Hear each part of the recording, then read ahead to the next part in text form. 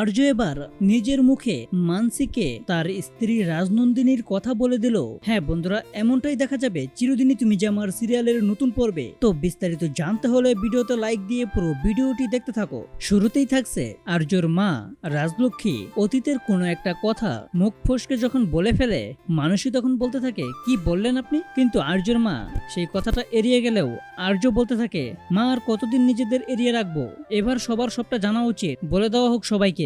মানসী তখন আর্যকে প্রশ্ন করে কি অতীত যেটা আমি জানি না, বলুন তো আর্যদা। আর্য যখন সম্পূর্ণ সত্যিটা বলে দিবে ওই মুহূর্তে রাজলক্ষ্মী আর্যকে চুপ করিয়ে দেয়। তারপর মানুষের মনে আরো কৌতূহলটা বেড়ে যায়, মানুষই কি তাহলে এবার জোর করে আর্যর মা এবং আর্যর থেকে আসল সত্যিটা জেনে যাবে। আর অন্যদিকে অপর্ণাও বলতে থাকে আমার যে প্রমোশনটা হয়েছিল ওই প্রমোশনের যোগ্য হয়ে উঠতেই হবে আমাকে, আর কিছু কাজ আছে ওইগুলো কমপ্লিট হয়ে গেলেই আমি আমার কাজে ওই প্রমোশনের যোগ্য হয়ে উঠব।